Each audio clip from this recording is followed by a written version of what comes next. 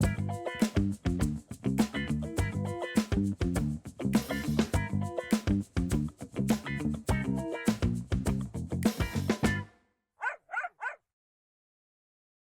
to Soda City Unleashed, where we decode pet health with some of the best vets and veterinary experts in Columbia, South Carolina. I'm your host, Emily White, and today we have the amazing Barb Britton with us. Barb is one of our CSRs at CVETS, CSR meaning Client Service Representative. Barb, hi. Hi, Emily. We're so glad that you're here. Thanks for having me. Absolutely. So tell me a little bit about yourself. Where are you from, Barb? How'd you end up here in Columbia? I am from a very small town, northeast Ohio. Grew up in the country. Came down when my kids were very young to the south. Lived in Alabama a lot. Okay. Made my way to South Carolina. First grandbaby. There you go. Yeah. There you go. Got to follow the grandbabies, exactly. Right? Love it. Well, tell me what brought you to CVETS professionally. Like, give me a little bit of a background on what you've done in your professional life. So in my professional life, I worked my way up. I started part-time at a small clinic in Birmingham. Veterinary clinic? Mm-hmm, yep. Okay. Yep. Dr. Mark Miller, who's no longer with us, worked for him at an emergency clinic, which also had specialty there. 2 separate businesses, same building. Okay. From that, I went to work with Tony Biagas, Dr. Jimmy Milton for the surgery center so I could get out of nights. I was on midnights a lot. There you go. Yeah. And went to Savannah. Worked in 24/7 there for a while. Came back to Alabama, did primary practice. Okay. Managed a primary practice, 70-plus people. Loved it. Wow. Yep. And then headed to South Carolina after a brief stint with a different, still in the veterinary field, but it was more sales for a distribution company. Okay. Yep. And what brought me to CVETS, honestly, was my own personal experience at CVETS. I was Really? Yeah, I came to CVETS. Dr. Edwards was the ER doctor on at the time. And I don't like to tell people that I have a background in veterinary medicine. I don't want to be that person when I go somewhere and need help for my pets. And I even emailed Dr. Mike afterwards and said how impressed I was that she offered medical management. And, these are things that we can look at down the road. But, let's try to do the least evasive path. And I appreciated that as someone who knows vet med, as a client who, that you have to spend a lot of money when you get into neurology and go that route. So I was very grateful. Everybody at the front was nice. The building is amazing. I don't know. It was just everything about my experience. So when I decided to get back into the clinic side, it was the first place I applied. Wow. I did not realize that. Mm-hmm. We interviewed Dr. Edwards very early on in the podcast, and she is great. She is a wonderful person and a wonderful doctor. Love her. That's awesome. Very cool. So all in all, you've spent about 2 decades in the veterinary industry. Yep. After years of calling the shots as a practice manager, what sparked the desire to return to kind of the front lines as a CSR?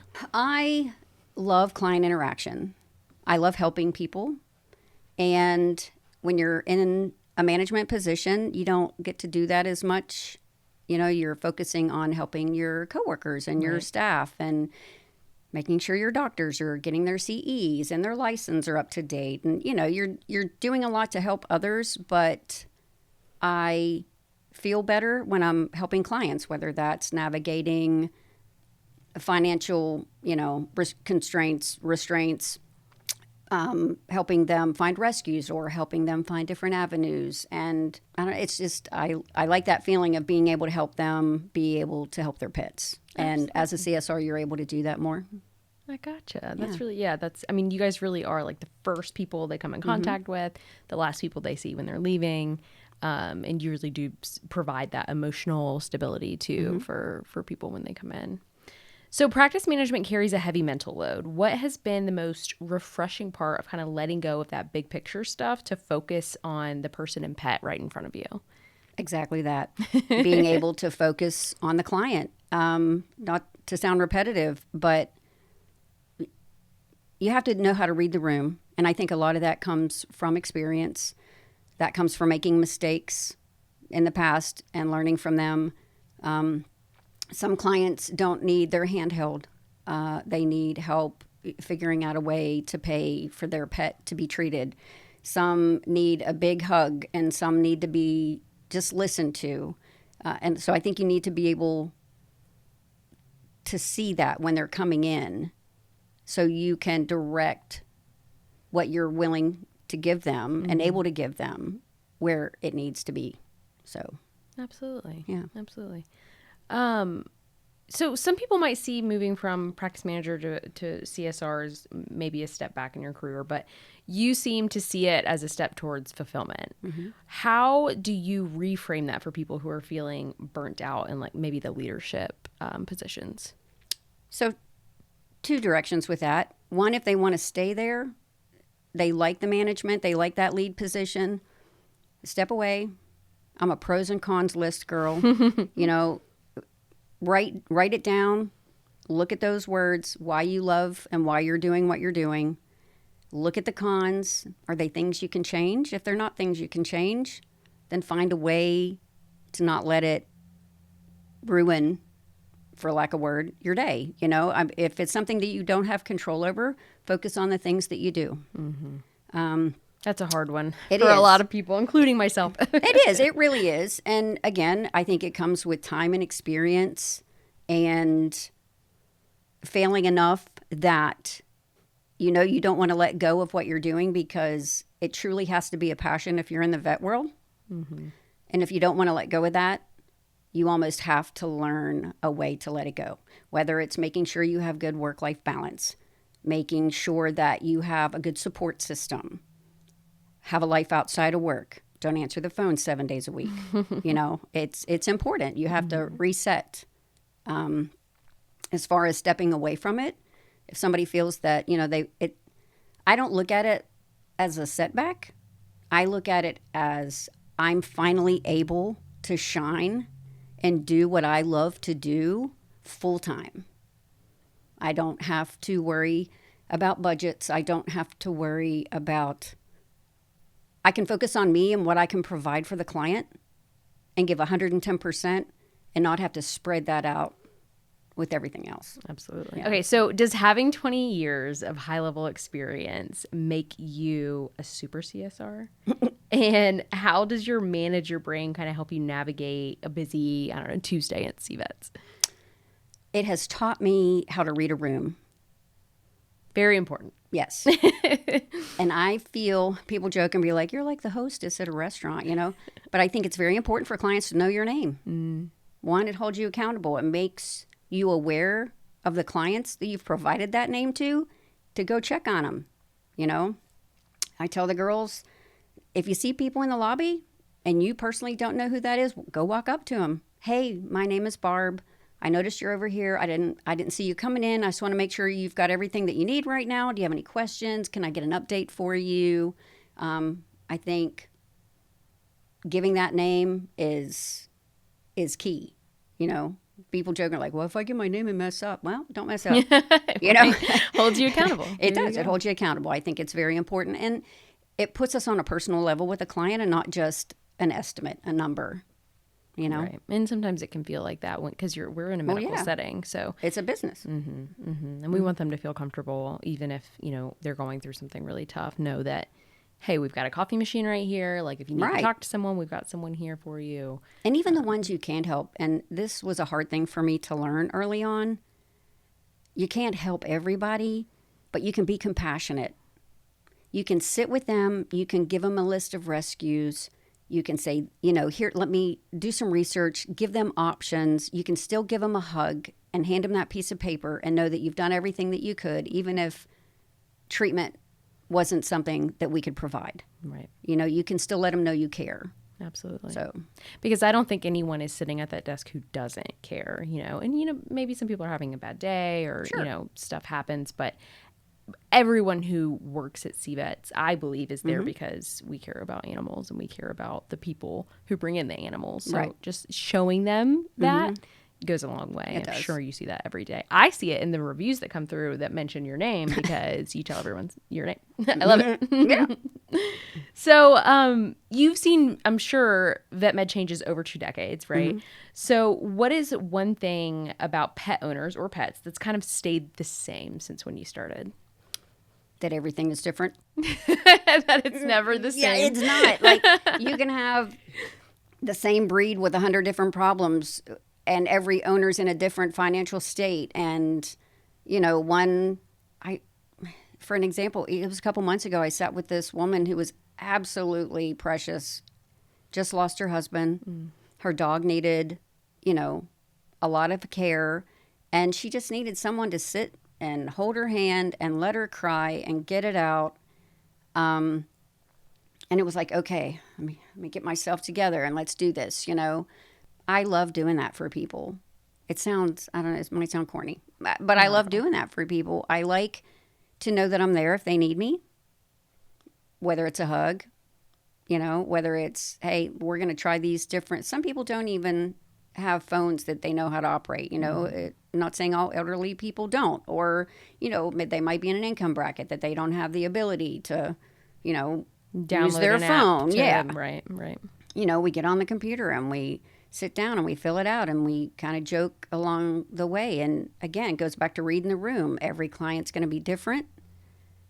Some don't want the jovial. Some don't want the hug. Some want straight black and white information. And the key to all of that is listening and being aware, Absolutely. A lot of times if clients are angry when they're coming in, they just need to be heard. Is it okay to be yelled at? No. But it's not personal. They don't know us. They're not yelling at us. They're yelling at the fact they don't maybe have financial means to pay for what their pet needs.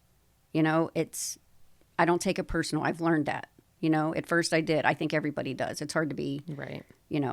On the receiving end of it. But it's not. It's not about us. So support them. We're in a very, that ER entryway is very high emotions. Yes. All different sides of the spectrum. So you kind of have to come in and be armed and ready for that. So if some of the staff, you call them the girls, is having a hectic day, what is a Barbism or a piece of advice that you give them to keep them kind of grounded?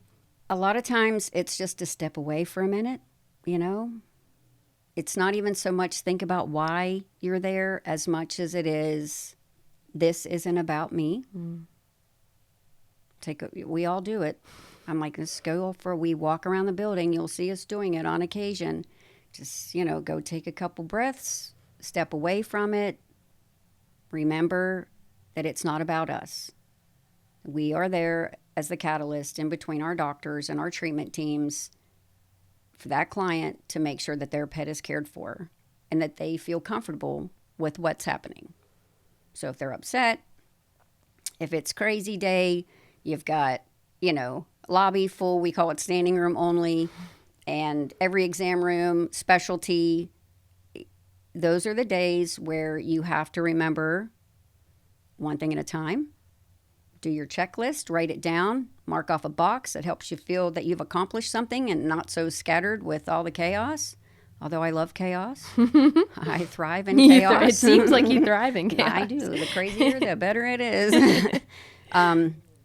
So, yeah, you got to just step away sometimes, Take a minute. Take a minute. Yep. And remember, it's not us. Yeah. We're there for them. So. Right. With your experience, you could really work anywhere at this point. You have management experience. You have really wonderful experience. Why is CVETS the place you chose to land for this chapter in your career? My personal experience with Dr. Edwards. When I went through training and Dr. Tracy talked with us about all her words, please don't ask me. Sorry, Trace. It let me know, and I know it's really hard when you have that many employees. You can't know everything about everybody. And again, I don't take it personal, but to know that it's important enough for them to put that information out there for us, that's important. I think the most I had under me at one point was maybe 70 some, including doctors. So for the size of our hospital, they offer a lot. for us. They really do. And are there days that I just want to, throw in the towel and be like, okay, I'm retiring? Sure. We all have those days. But I go back to what they provide for us. And it's not the sweatshirts. It's not, it's those things are great. I love them, but it's not about that. I truly feel safe as an employee, as a coworker. I can vent to somebody if I need to for my 5 minutes and then go back up front with the smile on my face that I need to have. And to me, it's very important to feel safe at my job. Absolutely. And I will say in my career, it's the first place that I have felt okay to be me and know that if I make a mistake, it's okay. We're going to work through it. We're going to find a different path. And this is the way CVETS likes it to be done, and keep going. It's a learning experience. It's not a criticism. Right. That's so important to me to feel safe. And I feel safe.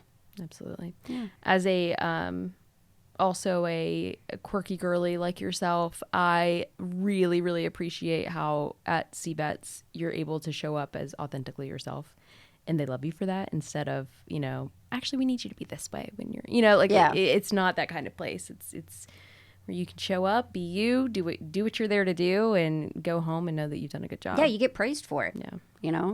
So it's a safe place. Sounds weird, but it's a safe place to be. It is. I can be funny when I'm nervous. Laughter is my go-to, and most people appreciate that. It lightens the mood, Absolutely. because we're in chaos a lot of the time. Right. So nothing a good joke can't that's right. fix. So, as a former practice manager, you probably see things a lot at CVETS that other people might miss. What's one way your background helps you advocate for the clients in a way that maybe a new CSR might not know how to do? Listening, reading the room, going back to that. A lot of times the younger kids, and I did it, which is, I'm not saying it's just them. That's how I learned, by making the mistakes. You don't want to judge. Sometimes you do, based on, what you see or what you hear or what's written on a piece of paper. And that's not always the case. We say that you treat every person the same. And sometimes that's hard to figure that out and put it in play when you're in the midst of the chaos. But that, to me, is the biggest thing. I mean, you just have to be able to read the person, read the situation, know the situation, educate yourself. If it's a client that's been there before, kind of look at that client record a little bit. And, are deposits important? Absolutely. Updating information, priority. We want to make sure our doctors can reach out to them. How you go about it, I think, again, every person is different. Some you can do it at the counter. Some you want to do it in the room. Some, so that has, from time behind the counter, making the mistakes of saying the wrong thing at the wrong time to the wrong person, has taught me to just be aware. Be aware of the people, the situation, the temperature, all of it. Yeah. Self-awareness is a seriously important value skill to have when you're talking to the public every day. It is. It is very important. And in those emergency situations too.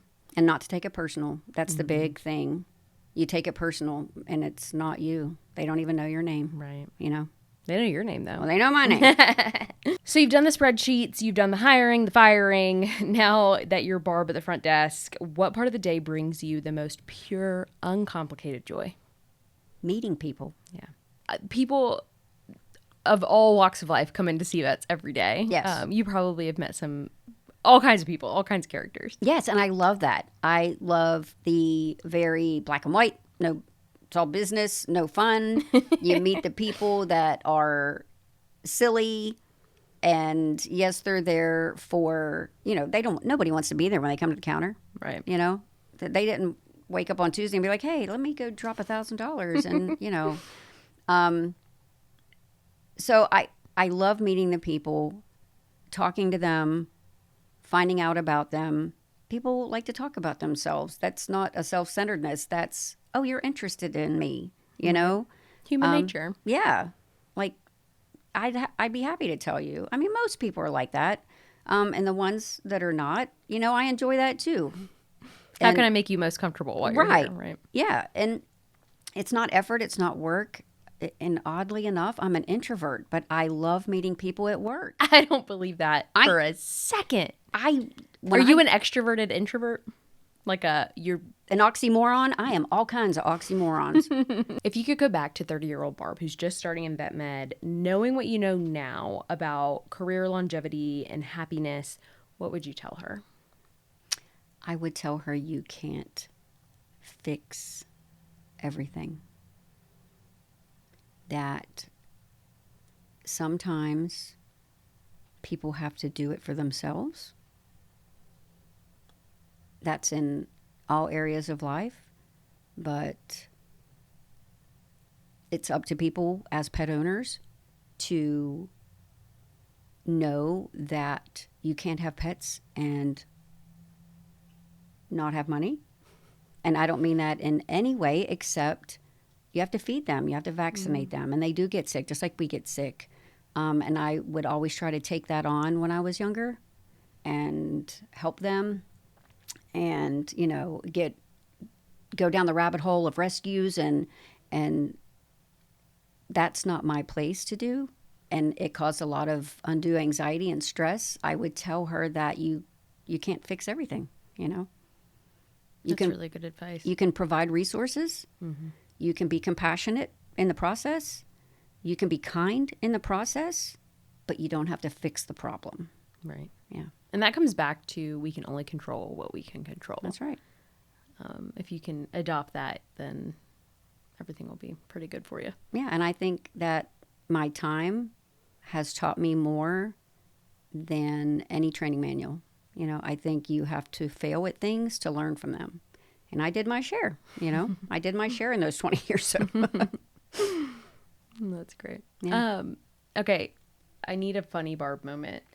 What is one of the most recent cringiest things you've accidentally said to a client? Oh, gosh. Love you? No. On the phone. So this young gentleman called, I'm not kidding, and he was talking, and I was like, oh, what a sweet kid. He's trying to be responsible. And he was like, okay, well, then you've got my information. We're on our way. I'm like, okay, you be safe, which I say to everybody, drive careful. And I'm like, love ya. What did he say? He just kind of paused for a minute and went, okay. And he hung up. See you soon. Yeah, see you in a minute. Yeah, that was awkward. Yeah. But he came in giggling about it. Okay. Well, that's that's all that He was matters. like, who loves me here? Who was it? Who said it? It was me. Yeah. It was cute. I think a lot of people do end up leaving and loving you, Barb, the way they leave reviews for you. Thank you. I think they do love you. Thank you so much for coming on and talking to us about this. It's always fun to have a different perspective. We haven't had a CSR come on to our show yet. Yeah. So, come join Barb's team. You have a wonderful leader. I would love that. I would love that. And thank you for having me. Of course. Thank you so much. Well, until next time, give your pets an extra pet from us. And thank you for joining us for Soda City Unleashed.